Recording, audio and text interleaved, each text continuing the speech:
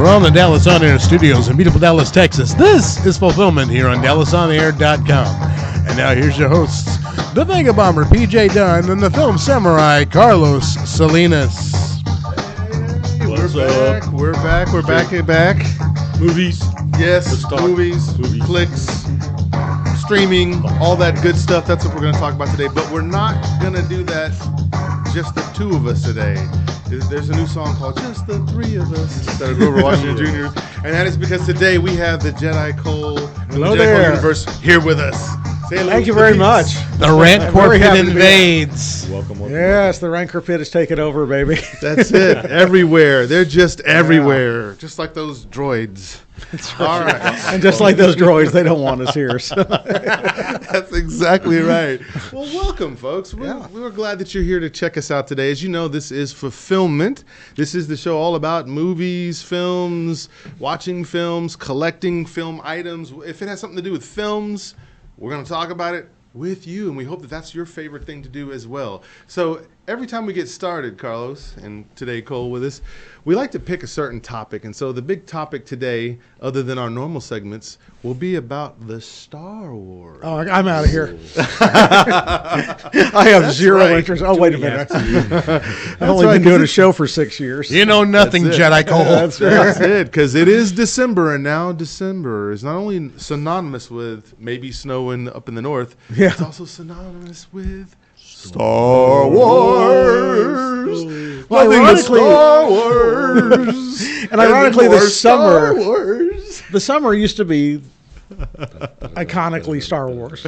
Yeah. And then it shifted to more of a Christmas thing. So.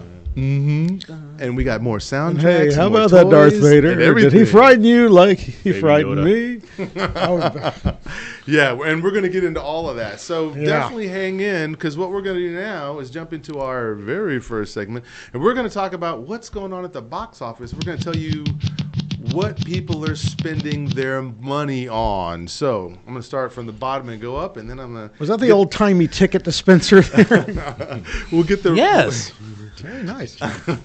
And then we'll get some reaction shots from these guys about the box office economics. So at number 5 is yet another movie about Fred Rogers, Beautiful Day, played by Tom Hanks. This is right now at 11.8 million. It's in the top 5. It just made it in there. So it bumped off Maleficent and some of the other films that were winning.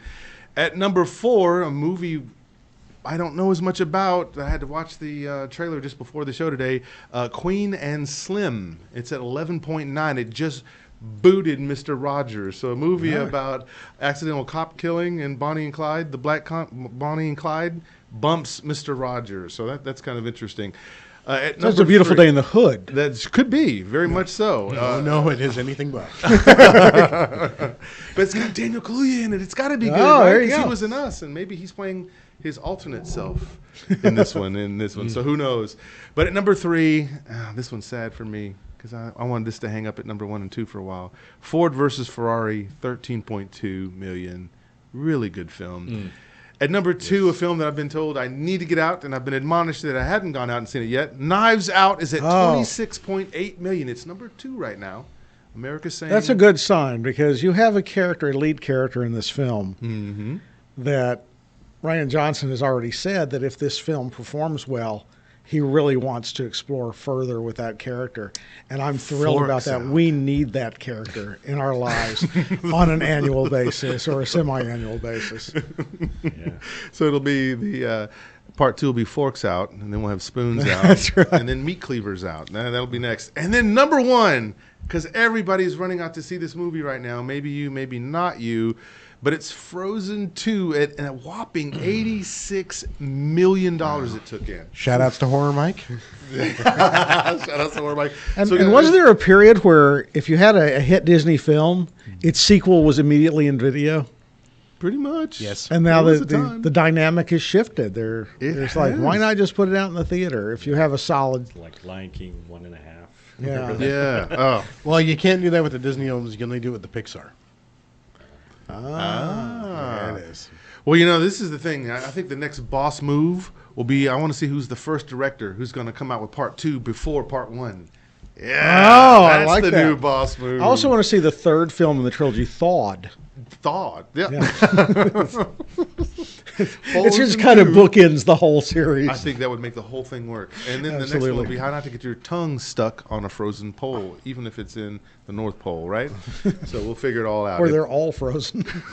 That's right. All Good frozen. luck finding a non-frozen pole. Frozen 3. That. So what do you guys think of these box office numbers? A surprise, not a surprise? These films in there, what do you think? No surprise, Disney machine, man. It's just like can't go wrong. Yeah, I think especially at the holidays, if you have a kids. children's movie, Yes. Parents taking their yeah, they're families going to, out. because, their choices are either take the kid to Frozen 2 or Jojo Rabbit, and in a 2-screen theater showing only Frozen 2. Well, it's like you go to the multiplexes, And that's a kid's movie, right? Like the Disney films take up most of the screens anyway. So Yeah, it's true. like they don't give you any choice to see anything else. So. Yeah. So you're gonna go see Frozen and come out with another song, right? Be the Ethel Merman's version. I love a Frozen thing, right? She'll be singing that next. So let's see. That's that segment. So box office. Anybody gonna go and Well, contest any of these? I do films? want to say that I feel impressed that a film like, say, I'm sorry, my notes went off, but the Black Bonnie and Clyde, as you'd put it, probably was not horrendously expensive to produce. Probably wasn't. And it's nice to see that big budget pictures aren't always the ones that are winding up in the top 5 or 10 That's true. in this day and age where the mentality is, well, if it's a blockbuster, I'm just going to wait till it's on at Blockbuster. That's right. There can't be except there's no several blockbusters. sequels. If there can't be several sequels that are given away in the credits at the end, then I don't want to go see it. So. That's right. That's the way It does the have a world. nice after credit little Easter egg there. I thought was really because every film Harriet had one. It was interesting. No surprises here. I mean, you have Frozen 2, which is just going to be a juggernaut. It's what you're going to take your kids to right before you take them to Star Wars. Knives Out. It's good to see that an ensemble movie can still perform strongly at the box office. I'm not going to lie. I'm not surprised that Ford versus Ferrari fell a little bit. But again, like I said, I think that's one of those movies where you see once and you don't need to see it again. Knives Out, I think it's going to actually get some of that repeat box office. Okay. Queen versus Slim, it's good. I think it's an important film for right now. Based on the subject matter, based on the target audience. It's a really, I think it's going to be a really important film. It's good to see it performing. I have no real desire to see Beautiful Day in the Neighborhood. Would rather go see Won't You Be My Neighbor. So it's a beautiful really day good if you don't see that movie. Okay, I got it. No, that makes sense. And I think, and we talked about this last So you show. won't be his neighbor. Yeah, he will not at all. And I think not Tom Hanks, no. not Tom Hanks, no. And I think that's the problem with this one, and we talked about it, and so I'll just be brief. I think having this movie come out after a wonderful documentary called Won't You Be My Neighbor with the real Fred Rogers. How do you compete with the real Fred Rogers, even with somebody as nice as Tom Hanks? You're always gonna be thinking, oh, I saw Tom there. I saw Tom when he was doing Saving Private Ryan's in this scene here. Because you just, right? I don't see it as being as bad. That big, right? Yeah. It's not as bad as, say, Polar Express, where Tom Hanks plays all the voices that all sound like Tom Hanks. Give him some time. Absolutely everyone in that film sounds like Tom Hanks. Some ones where Tom Hanks couldn't be bothered to come to the studio, and then it's his brother Jim. Literally, that's his brother's really? job. Wow. That's his brother's job, is to do all the stuff that Tom Hanks doesn't want to do, and you need Tom Hanks' voice. I need to get one of those. A little stand-in. Honestly, he's got a great gig. We'll just put a little placard up that says "Voice of PJ Dunn." Voice of PJ Dunn. He's not really here. Vegabomber's not really here. All right, so y'all are watching at home. We're going to go ahead and move to that next segment that we know you guys are talking about. That is the picks of the week. So if you're watching for the first time, this is what we do. We take the movies that are just recently hitting the screens. We kind of take a look at them, and then we tell you which one we would go see, whether our budget is strapped or not, Kazak, and go to that theater to see it or not. We'll tell you. So if you go see the movie and you get pissed off because it was wrong, it was our fault. But we're on the internet. You won't see us, so we'll never that's know. right. We'll never Especially let you with know. the voice of PJ Dunn, you won't see him at all. So let's take a look at it. We have 3 movies that we're looking at this week. Carl's going to help me with the third one. But the first one is The Aeronauts which I realize you've seen this. So this is an adventure biography action film. It's PG-13. It's clocking in about an hour and 40 minutes. The director is Tom Harper, so you might remember him from the War and Peace TV series. And it stars Felicity Jones or Jen Erso, Eddie Redmayne or Stephen Hawking, and then Himesh Patel or the guy from Yesterday who sings the Beatles songs. Okay. So that's the first one, Aeronauts. I know you've seen it, but what do you think? Just briefly, like, would you pick this film based off of? Since I've already seen it, I won't pick it. Right. But Too late. I do recommend it. That's all I'll say until I get into my review of it. Gotcha. Yeah. All right.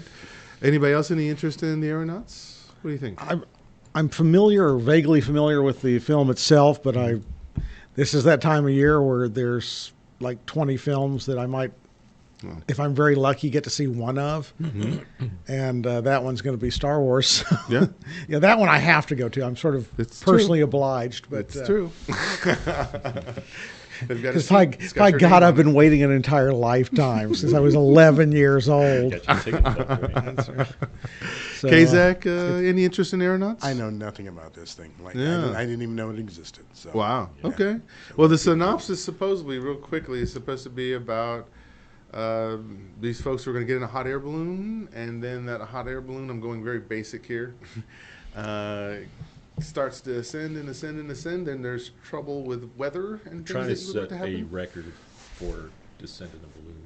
Okay. But one of the people on the balloon is a meteorologist. He wants to study the weather. So he Right. wants to take readings up there and find out more about, Mhm. advanced science and so forth. And Jen Erso just wants to tell She's him. a balloonist or aeronaut. She's a rebel, so but she she's would- more of a entertainer. But over the course of the film, they become, it's one of those kind of. It's like an adventure film, Good. but it's I think it's that would based be on fun. a true story. So It's like the Titanic in the air. Is it Sort kind of. of? I want limited cast. There's only so much room in the basket. That's right. yeah, right. We need to rearrange the furniture in the air. Anyway, All right, so let's see what else we got. yes, we also have. That was quick. Playmobil or Playmobile. I've always pronounced it Playmobil, but then I always pronounce Kraken. Kraken. Well, there you go. This is an animated comedy adventure. It's rated PG. Is this based Just on like the actual Aeronauts. Playmobil? I was unaware of this one. toy. This It's like one a is Lego based off the movie. toys. Yeah, this is 1 Of hour course and it is. 39 minutes. The director is Lino DeSalvio, so he's making his directorial debut. He's done some other smaller projects, so this is going to be his debut. And it stars Anya Taylor-Joy, Gabriel Bateman, Jim Gaffigan, Adam Lambert, Megan Trainor as the voices of this. This is basically not Lego Movie, but it's called Playmobil. And so The other European long is it? import toy How long is it? this one is 1 hour and 39 minutes. that you'll never 39 get back. minute Toy commercial. Yes, pretty much. Got it. Yeah, and it's probably going to bolster sales of Playmobil because it's a different type of toy than Lego, of course, which is a building system that, once they went from generic characters to characters, that gave them a platform for the movie. The Playmobil line is just chock-a-block full of different types of characters and animals and buildings and what have you, but can it translate the same way? I don't know. There's never been like a Playmobil Batman. That I think helped Lego tremendously is to have licensing. For this one, I think we got a Playmobil Tintin. So, and really, because it's European and no one cares. Yeah. Wow. How about that? It's whenever you see the title, there's the thing and then the movie. That's kind of like Walmart, the movie. Oh, yeah. I love that. It was actually surprisingly good. And then they copy it with Yeah. Target, the movie. And that's what this is. There was Lego, Welcome to the Costco. Lego I movie, love you. Welcome to and then this. Costco. I love you. Welcome to Costco. Dollar store, I love the you. movie. That's right. Paper or plastic. So that's all we Yeah, the wanna know. irony of Dollar Store the movie is it costs you $10 to get in. That's it. It just, And so number Wait till three. the dollar movies to go see it. It's Wait till right. the movie stills. All right. When it's $1. So number 3, I'm going to destroy this Uh-oh. unless Carlos is going to help me with it. Yeah. All right. You want me to? Yeah, I'll go take ahead. it. Okay, since I'm the resident Mexican here, Yes. I'll do the pronunciation. En brazos de un asesino. See? Which translate to In the Arms of the Assassin. I thought it was I Choked My Wife. Oh, okay, got it. All right, Close, I understand. Understandable, you could be a little off on the translation. Yeah, when I see Brazos, I think of that river. But anyway, this is a thriller romance. It's thriller/romance. That's what this one is rated, and it's rated R. So it's the only rated R film in our bunch today. It's an hour and 46 minutes. So there's a theme about sticking around an hour and 40 something. So that's pretty good. The director is Matthias Maltrazio. Maybe I said that right. And the stars are William Levy. So that's the women are going to go watch him. He's going to be the Mexican Brad Pitt. And then there's Alicia Sains, and that's what the guys are going to go see. Mm-hmm. And then there's Adrian Lastra. So maybe he's the old guy that says, you can win, Rock. I don't know.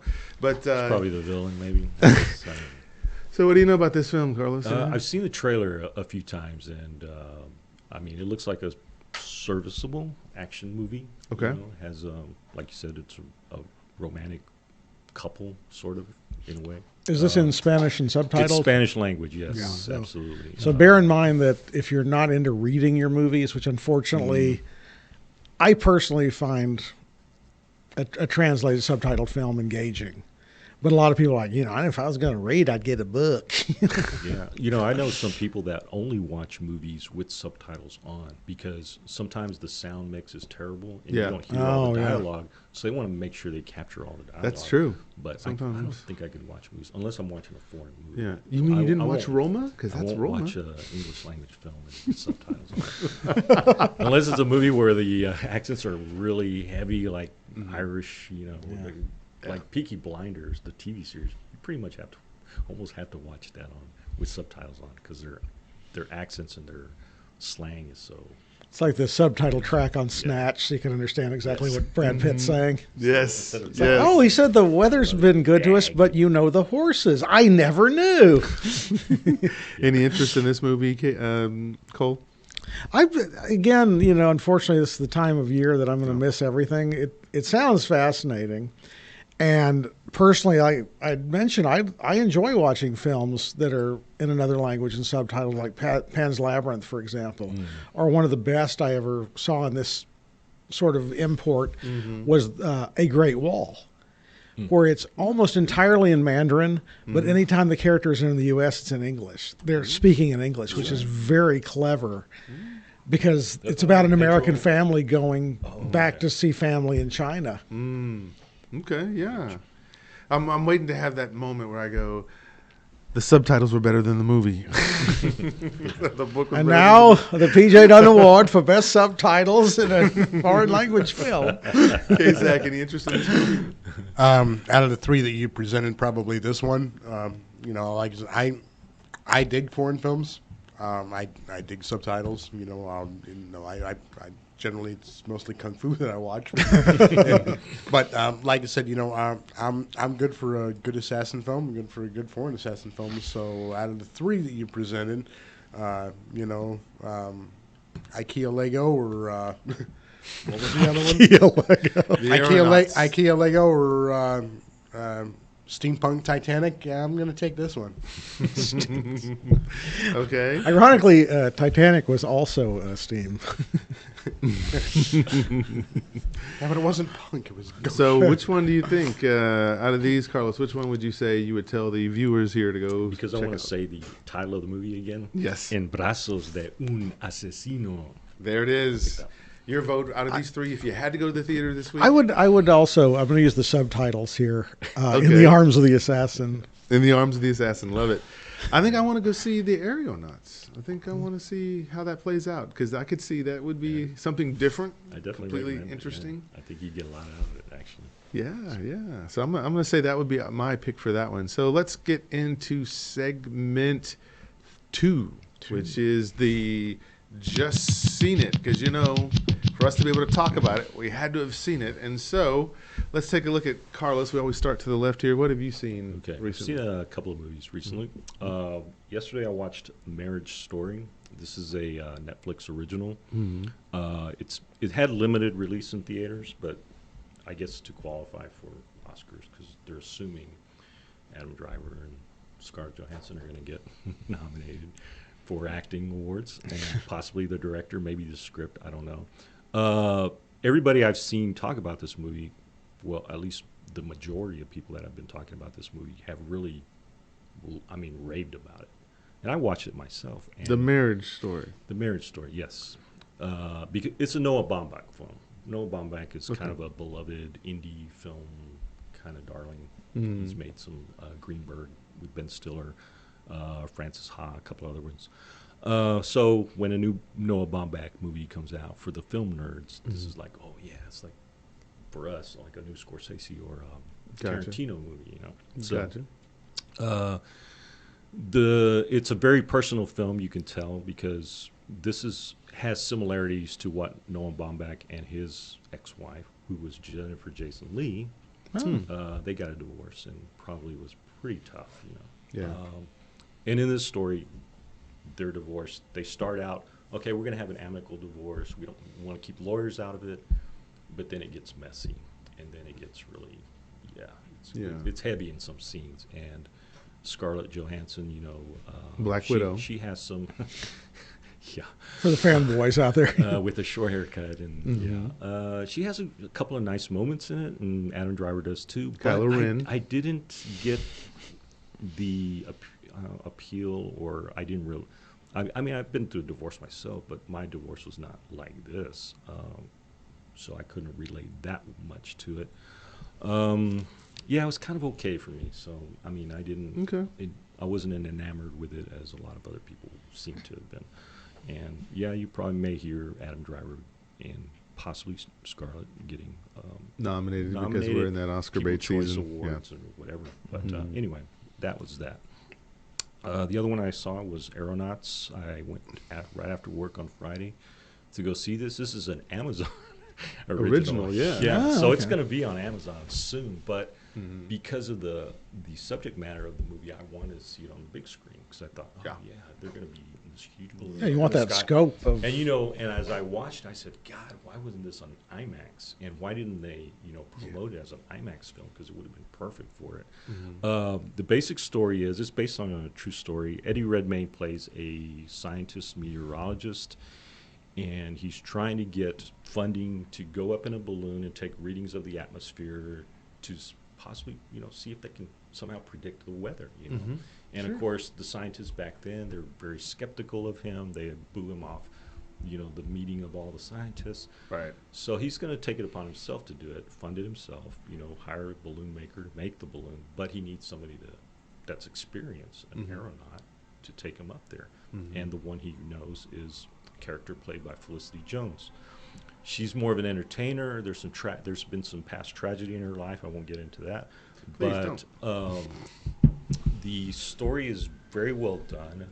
The visuals, and what I read about it is that they shot a lot of it in a real balloon in high altitude, and and it gets the whole undertaking took more than an hour. From the movie, it seems like they've been up there hours, but it really wasn't that long. But they got so high that the outer sphere of the balloon froze. I mean, Oh, wow. And then the gas started expanding, so it was going to pop up there. Yeah. Meanwhile, he's trying to take readings. Their fingers are getting frostbitten. Sure. She has no gloves on, and you see her fingertips are all blue. They're like. I learned that from Iron Man, by the way. And If you get too high up in the air, you freeze. And, so by the end of the movie, Lesson learned.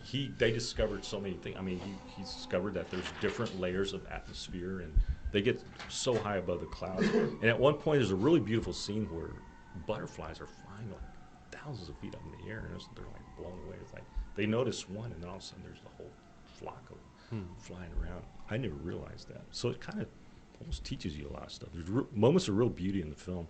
Okay. And, More than and Iron Man. perseverance, and the if you're a science person, you probably will appreciate this movie a lot. And the performance by the two leads, I'm not a great fan of Eddie Redmayne. He was kind of an affected type of an actor. Right. But, he's decent in this movie. He wasn't too distracting. I was more there for Felicity Jones. I'm a big fan of hers. I love her work. So Sure. it was, I was kind of blown away by it. I really enjoyed it. Awesome. Well, thank you. Thank you. Did y'all hear that download? That's a good thumbs up for this. Yeah. There you go. How about you, Mr. Cole? What have you I've seen recently? seen so precious little recently, but just yesterday, at the bequest of my co-host for Hey Kids Comics on JediCole.com, we Nice plug. we went and saw Knives Out. Okay. And it's one of two films that I've seen recently, of three that I've seen maybe in the last several weeks, that I feel is near a perfect film as you're likely to ever find. Okay. It, for one thing, it is obviously a love letter to the whodunit genre, and revives the whodunit into our day in a remarkable way.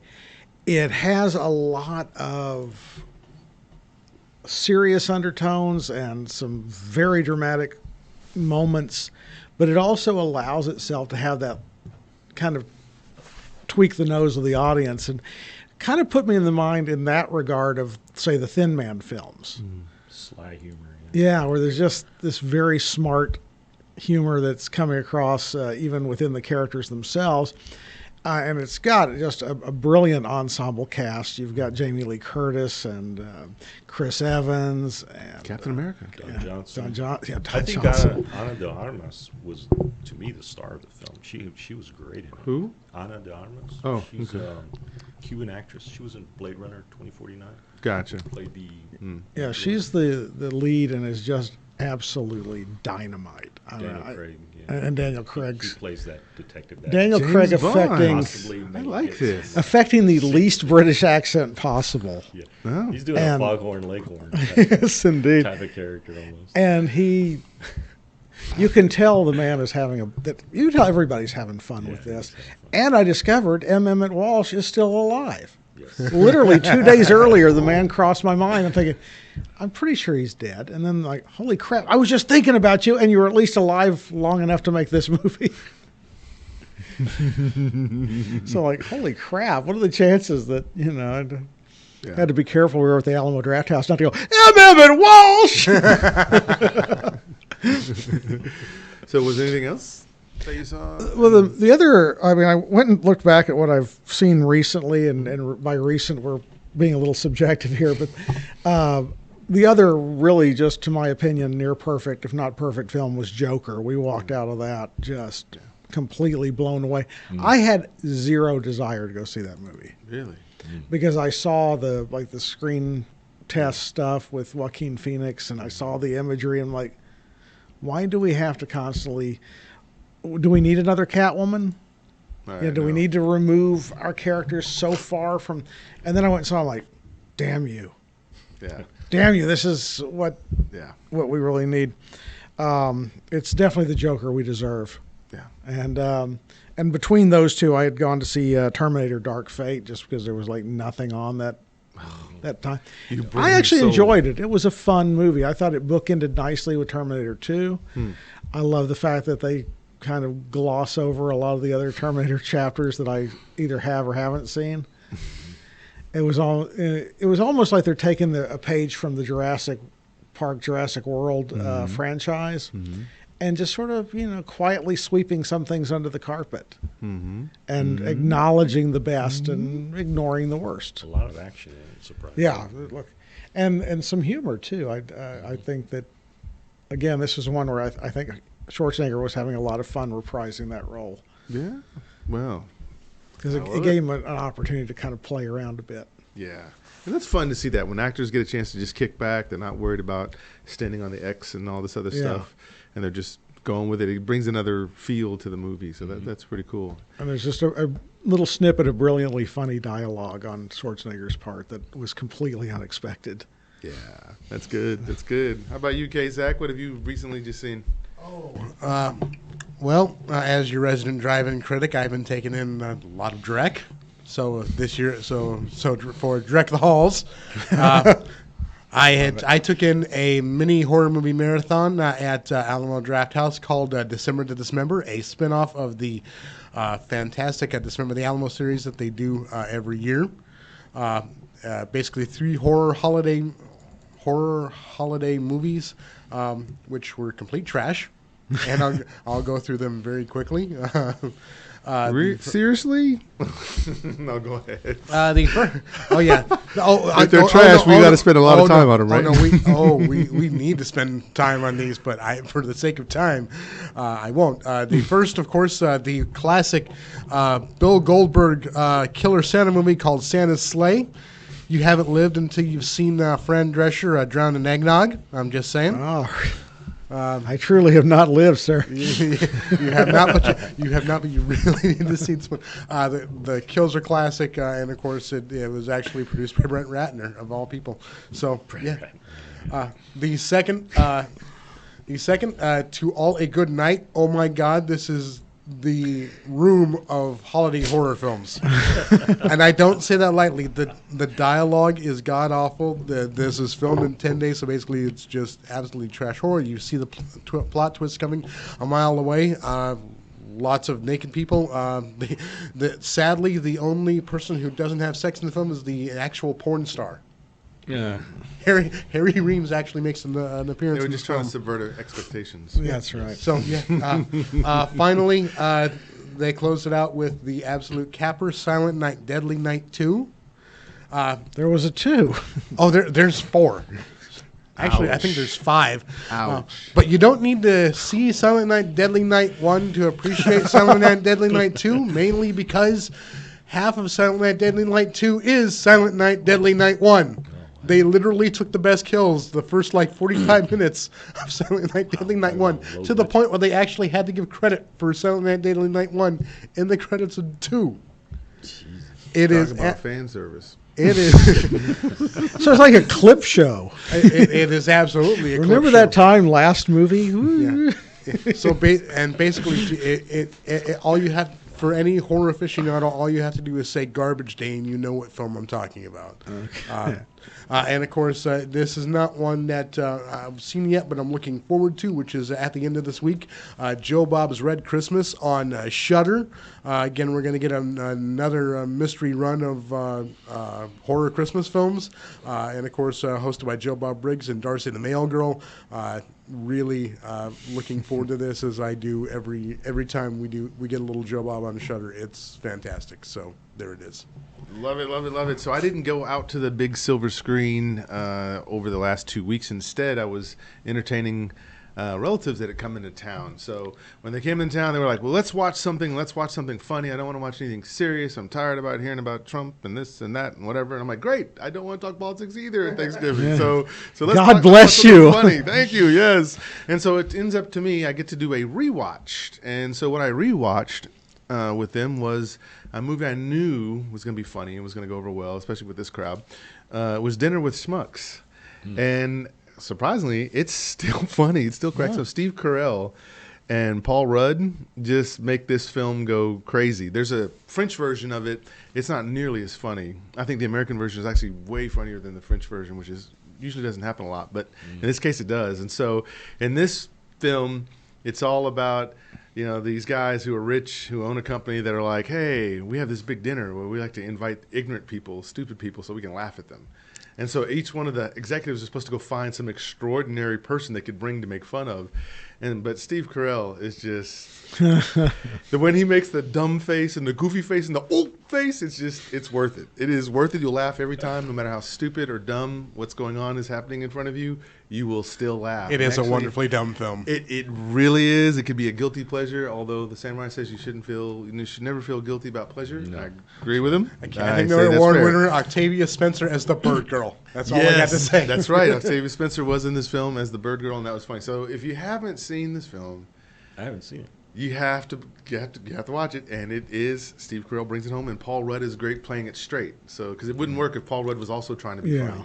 So he's the normal guy, while Steve Carell is the crazy guy. So just to give you an idea, and then I'll tell you what my second one is he's a taxidermist, Steve Carell, who when he finds dead mice in the street, he likes to take them and fix them up as famous people, and then put them in settings. He calls them mousterpieces. And they say that in the film.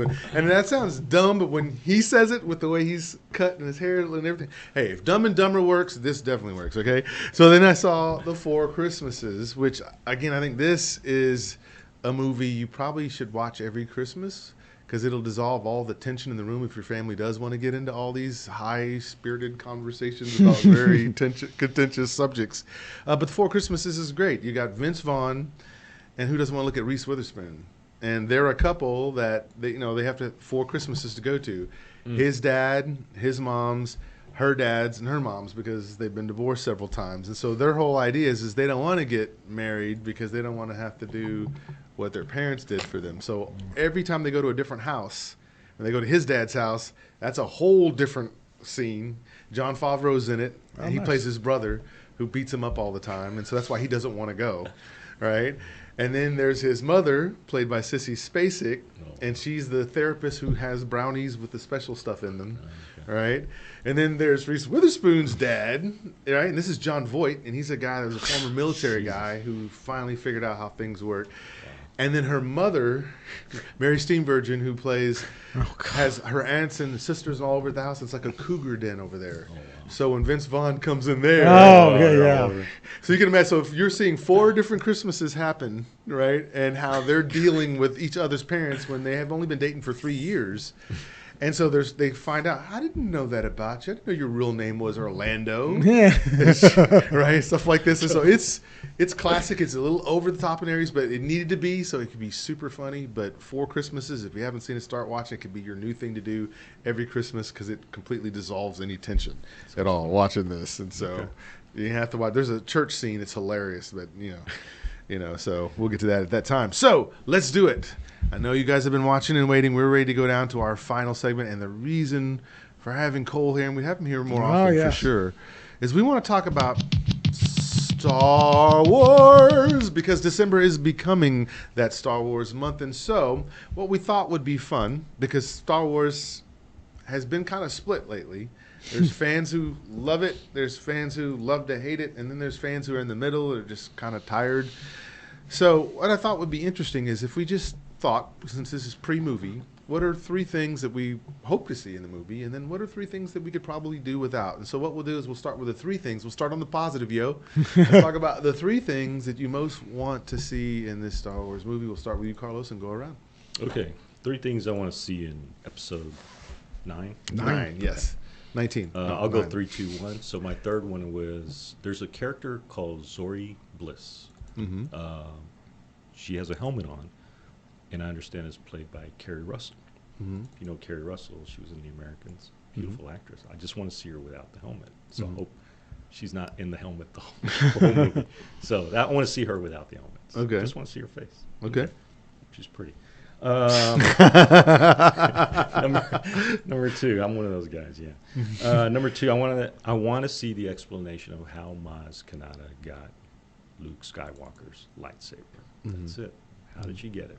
She gave it to Rey, right? She was in a little treasure chest or something. I just want to know how she got it. That's it. Okay. Not too much to ask, right? Yeah. Okay, and then number 1, just want to see a proper representation of the character of Luke Skywalker. Now, I understand he's now dead, but hopefully, if he comes back, if he rises, hopefully he comes back, Force Ghost, whatever. I just want to see something that says, yeah, that's Luke Skywalker. Okay. Yeah, I get that. I grew up with the original trilogy. I got you. No, that works. That's it. All right. Jedi Cole, the 3 things you most want to see.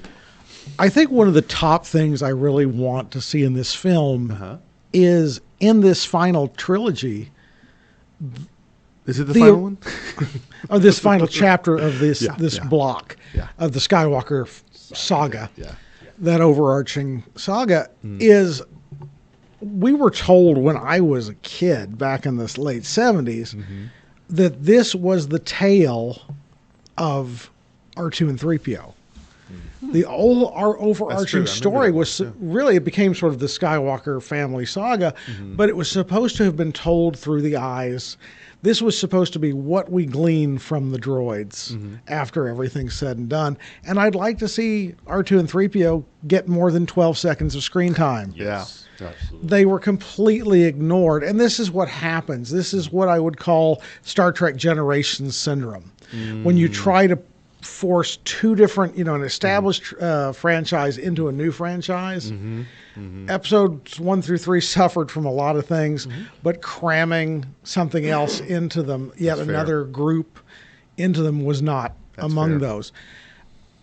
It's going to happen, but you have to be able to strike that balance. Yes. And they're trying too hard not only to put everything in there, but there's such a gap, this chasm between the two ensembles that they almost seem like, why didn't you guys just go make your own movies? Yeah, exactly. That's exactly it. Another, I would like to see some exploration of, I want some exposition of the First Order.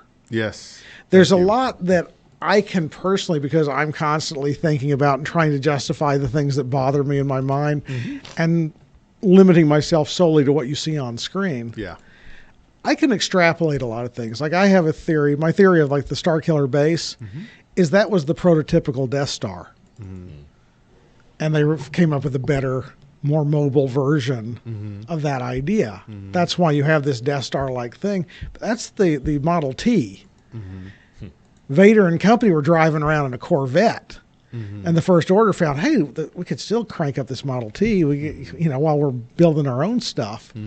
But I'd like to see, how did the First Order arise and get so powerful In 30 under the years. so-called New Republic? Were they just sort of sitting on their hands like, oh, we won, we're done? I mean, the First Order makes sense in a way, but it doesn't make sense because it's never been adequately explored. They're just, there's your First Republic, and they destroy the seat of the New Republic. And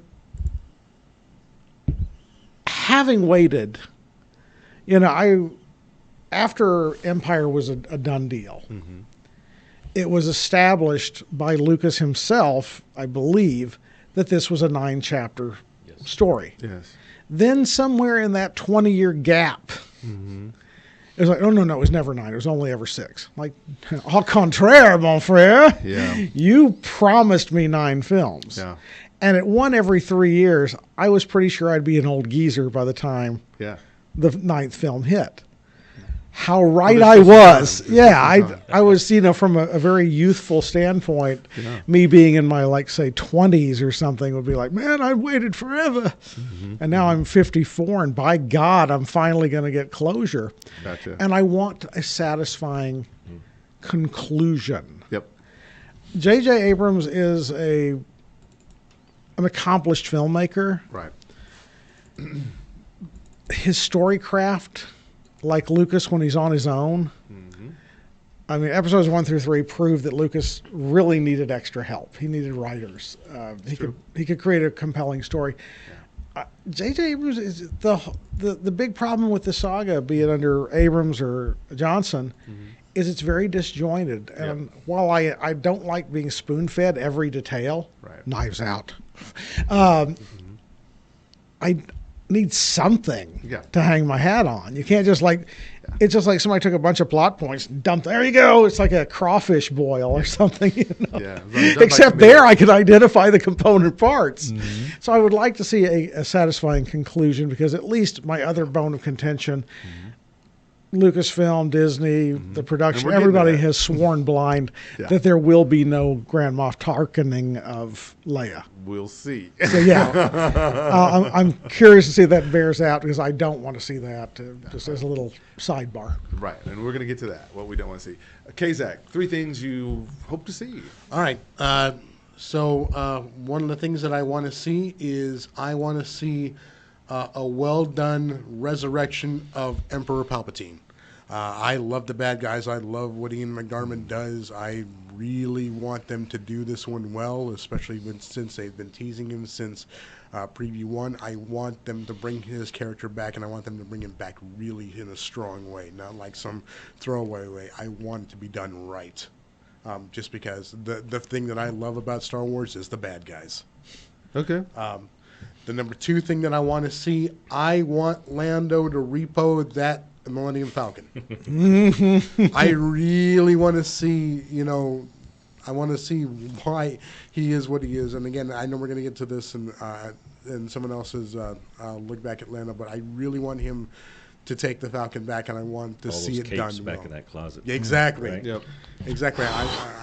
I want to see them touch on what they did with Solo and the intelligence from his droid. I want to see that. I want to see that just because I really want that moment in there. Just because I think it's a character worth seeing. Gotcha. But the number one thing that I want to see, because like every fanboy, we all have our thoughts on what the relationship is between Rey and Kylo, and I want my fan theory to be proven right. Like it, I want to be right on this because I've had the theory, and I discussed this on the Rant Corporate. I've discussed this on Jedi Goddess Presents. I have the theory, and again, I'll touch on this very, very quickly. Is that I believe that Rey and Kylo are brother and sister, and I believe that you've got Solo and Leia's mother and father. Oh, like Luke and Leia. I got Yep, it. I Yeah, did. okay. Twins run all the way through. The Star Wars theory. The Star Wars theory. I think this is one more where they just had to keep them separated, and you're going to find out the reason why. Well, and probably because of Luke, when Han and Leia had the discussion of what to do, they said, well, you know, my brother got the short shrift last time, so Yep. his sister should be the one who gets abandoned. But yeah, just like every fan theory, we're going to get resolution on that, and I want mine to be right. So Gotcha. So the three things I want to see, for sure, I want the loose ends tied up because I'm a fan of story and character, and I can tell you right now, I do not care about any of these characters. I don't. And I'm being honest, and I don't care if that upsets people. I'm a Star Wars fan. I don't care if I have a different opinion. That I don't give a shit about Rey. I don't care about Poe, and I don't care about Finn. There's no reason for me to care about them at this point. So if they disappeared and went away, it wouldn't mean anything to me, and I shouldn't feel that way. So I want to hear some really good threads filled in. I love what you said about the First Order. Where did they come from all of a sudden? 30 years, all of a sudden they come and they're big and bad again? And where's Snoke? Where's he? What was he doing this whole time during the Emperor and all this other? I mean, I could go on and on and on because as a person who really loves the characterization story as a kid, just being captured by it at 7 years old, watching Star Wars, I just don't feel that magic. And to your point, Cole, I feel like it's just a bunch of people sitting in a room. Well, that would make sense. This would make sense. This would type with that. All right, as committee, let's put it on the board. Let's whiteboard it. Let's make it happen. And I'm like, that's not how you build a movie. I'd rather it be written on a napkin and several napkins and people are sharing. What do you think of this idea? So that's my big thing. I really want to see them just tap these loose ends and just try to give us something. You know, I'm willing to just take anything at this point as long as it makes sense. And then second, I'm tired of the cameos of the old trilogy characters. So if you're going to bring Lando in now, again, what was he doing these first couple of movies? But now, so I hate the idea of feeling like it's a cash grab. Well, we need to get Lando because we need to get people to come back to this. So please treat this man with respect. Treat this character with respect. He blew up a Death Star. Okay, was running Bespin for a while. So I want to see Lando be more than just a cameo for a few minutes that says a few things. And then also, I want to see Anakin as a Force ghost and Kenobi as a Force ghost because at the end of Return of the Jedi, that was kind of cool. It was kind of cool in '83 to see Anakin up there in a different form next to Ben Kenobi and next to Yoda. So where are they? Why did they disappear? So, and maybe that's the rise of Skywalker. I don't know, but I don't care for these other people, but I do want to know about that. So now that we've said those great things, the things that give us hope about this, now let's talk about the things that we could do without. Carlos, your 3 things you could do without. Things I don't want to see. Or don't want to see. Episode 9. Okay. Number 3, I don't want to see any extended scenes of General Hux. It's one of the poorest Star Wars characters in the whole 9 films. I just don't like his character, and I just don't want to see any back and forth between him and Kylo and so forth and so on. Number 2. He's every supervisor you've ever hated. Yeah. Number 2, I don't want to see any unnecessary side plots. I don't want any. You mean Canto Bite? No Canto Bite, casino trips, or just none of that. Please, just tell the story, get to the point, finish it. Yeah, in fact, the whole Canto Bite scene, sorry to interrupt, just reminded me of one of the few episodes I ever caught of Freakazoid. And there's one where he's stuck in a traffic jam and is just desperately trying to get to whatever he needs to get to. And this cop car's next to him. And he's like, looks at the cop and goes, "Hey, Freakazoid, you want to go to Spumoni Land?" And the next thing they're like in a boat at this amusement park. It's like, here's this desperate save the world thing, but you got time to go to the amusement park for a while. Look for somebody that Yeah. wasn't even the real person that you were Yeah. supposed to get, and you bring back somebody else. And So I'm with you on that one. We don't need to go back to Spumoni Land. and the number one thing I don't want to see any gratuitous romance all of a sudden in this third part of this trilogy. Yeah. The original trilogy had a Han and Leia romance built over 3 films. Yeah. It was developed, the characters, they were at each other at first, then a little bit of mutual respect, and then by the end, they really loved each other. Yes. It's too late for that now. So Yeah. don't give me Rey and Kylo or Rose and Finn or anything else. I don't know. She can't resist that Swolo. She got to get a glimpse of those. And especially if it's actually brothers and sisters, right? No, definitely not. Yeah. Yeah. Well. So yeah. anyway, that's That my happened. 3 things. Jedi Cole, 3 things you could do without or don't want to Oh, see. yeah. These are the things I could do without. Okay. As I imparted, Thank you, Carl. I want to believe that they're going to stick to their guns and just use existing footage of Leia.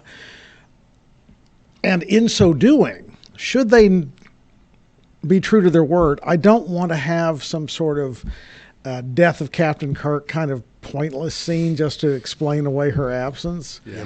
I don't want her everybody's leaving, all of a sudden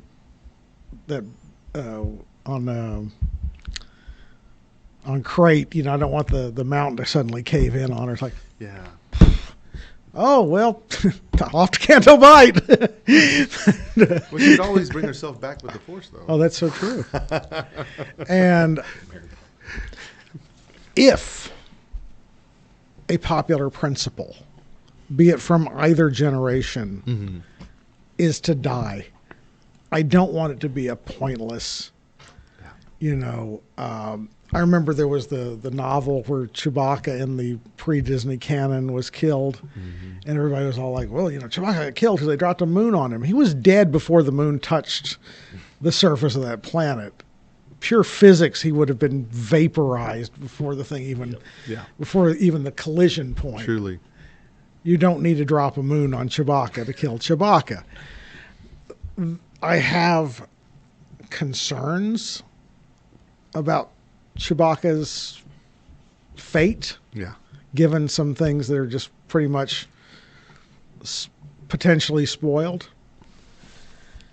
But if anybody dies, be it Chewbacca or Lando or, presumably Leia has to either die or just be shunted off into the background,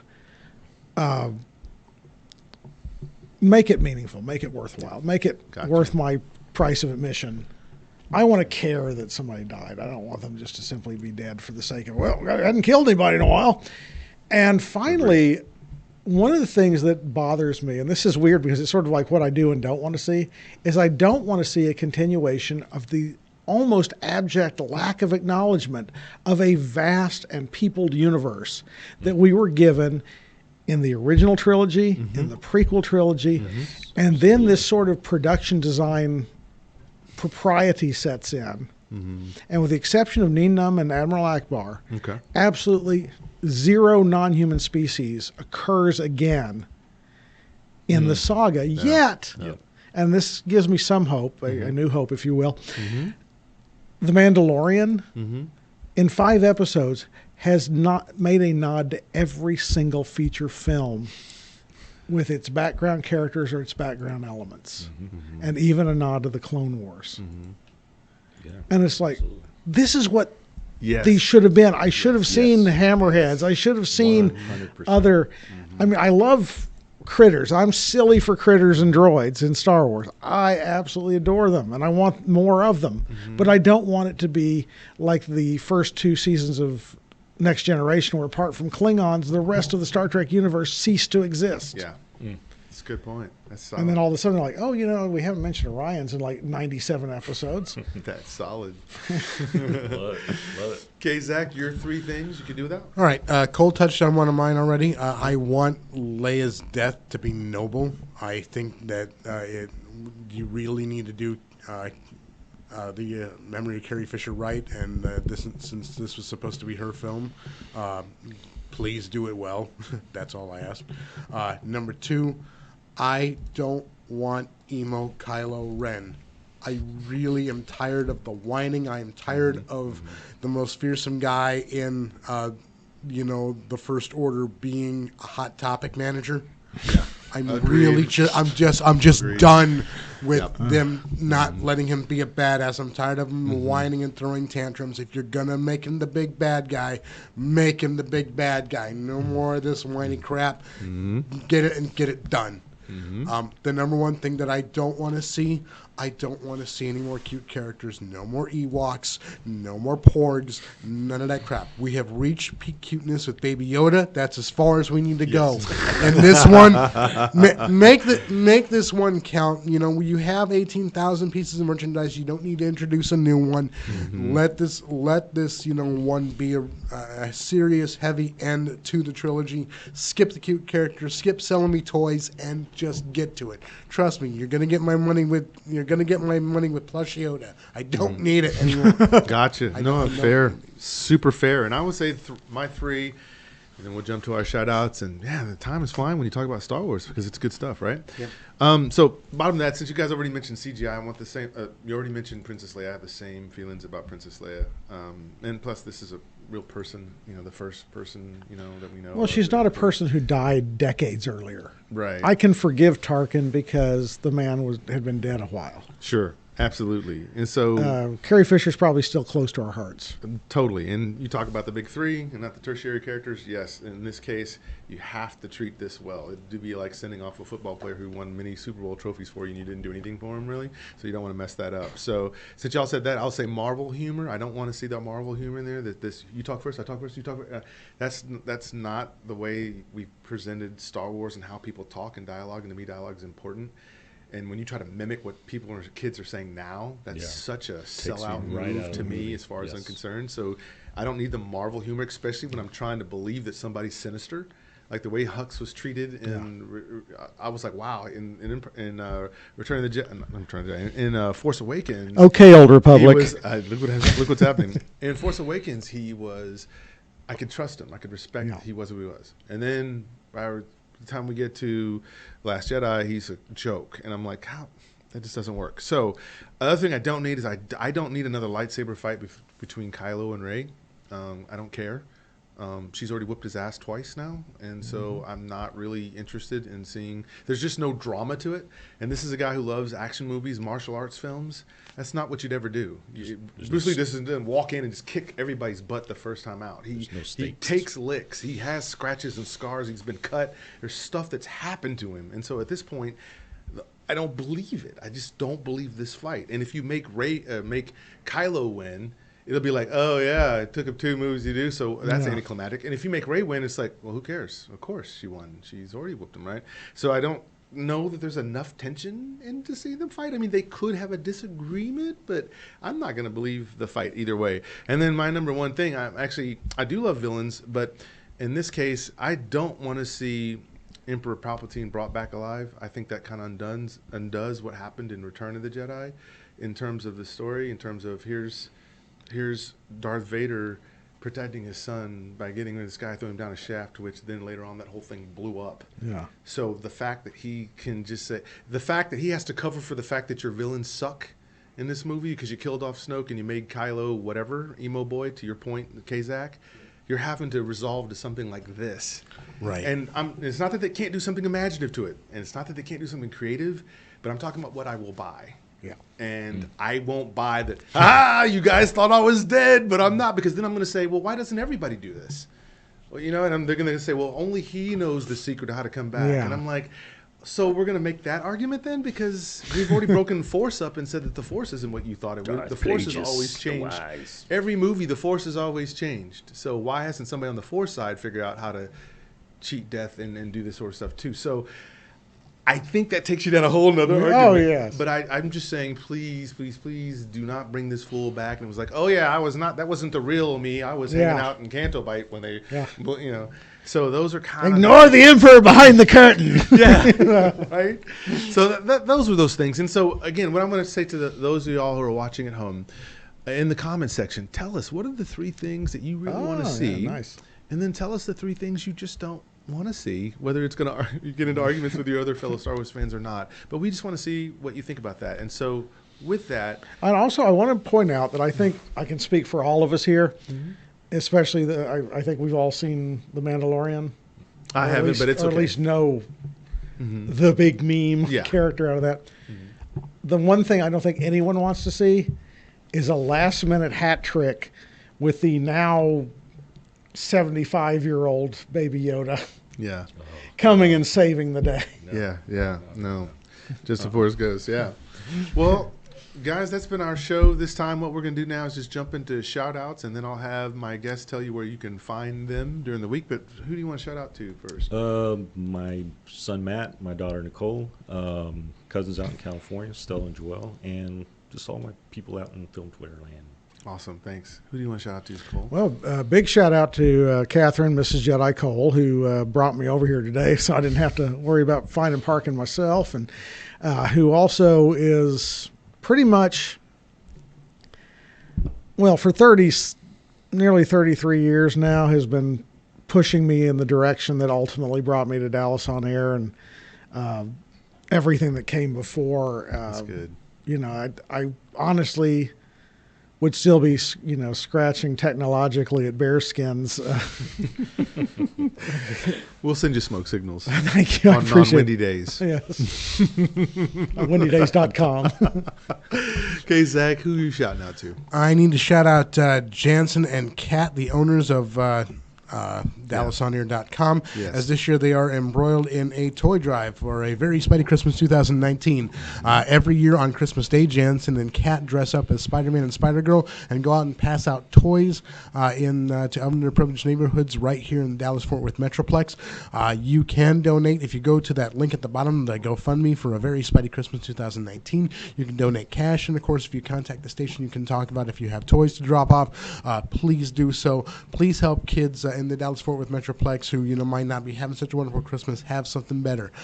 Like I said, we love what Jansen and Kat do for the community every year. I know Cole's gone out with them on Christmas Day to pass Every year kids. after the first, because the first time it was just them. It was something they decided to do, and it's been a joy.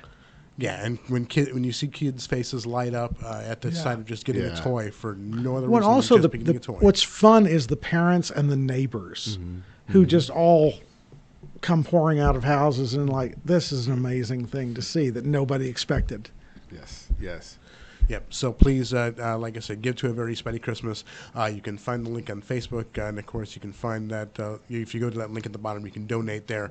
And of course, if you have toys that you want to give that you haven't given, the Toys for Tots or something like that, like I said, unwrapped toys, new toys, please give to these kids. It's a really important thing. Thank you. That's right. And shout outs for me, Scott and Lainey and Sandra, who are new fans and are starting to watch the show. So they're watching right now. Hello to Scott, Lainey, and Sandra.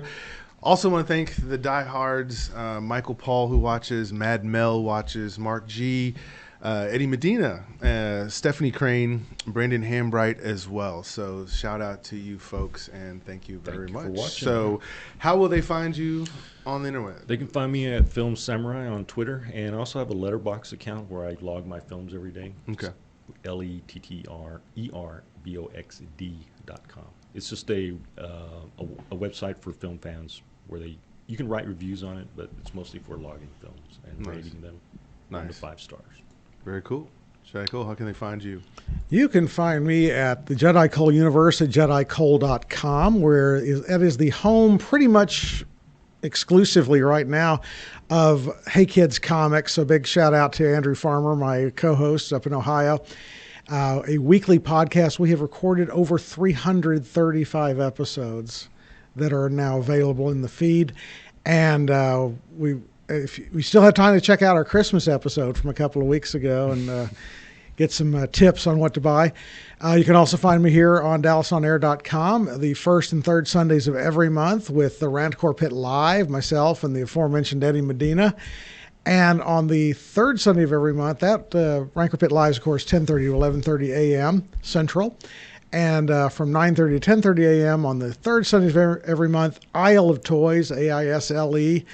Isle of Toys, where I talk about, usually with a guest, every conceivable type of toy. I really wanted to challenge myself and talk about toy lines I personally don't know much about or care much about. And been at that for just over 2 years, and it's been an amazing ride so far. Okay. And we will be doing All I Wanted for Christmas next Sunday. Awesome. Kazak. You can also find me here every Sunday right here on DallasOnAir.com as part of our Talk Nerdy to Me Sunday lineup. And in addition to the Randcore Pit Live, I also engineer on Isle of Toys. You can also find me on Figments, the Unexplained Mysteries podcast, also hosted by the aforementioned Eddie and Colleen Medina. Shout outs to them. And of course, you can find me right here, right after Fulfillment on the Vortex of Doom, your laugh track to the apocalypse right here on DallasOnAir.com. And I am the Vegabomber, and you guys can find me on YouTube under Vegabomber, on the Facebook page, which we're going live on right now, under Vegabomber as well. And then there's also Twitter, and I always do this, it's Twitter and Instagram. There's so many of them nowadays under Vegabomber as well. So that's been our show. That's our time. And remember, comment down below 3 things you want to see, 3 things you don't want to see in Star Wars, or anything else about movies. And until then, we're out. Kick that outro. We'll see you. Sayonara.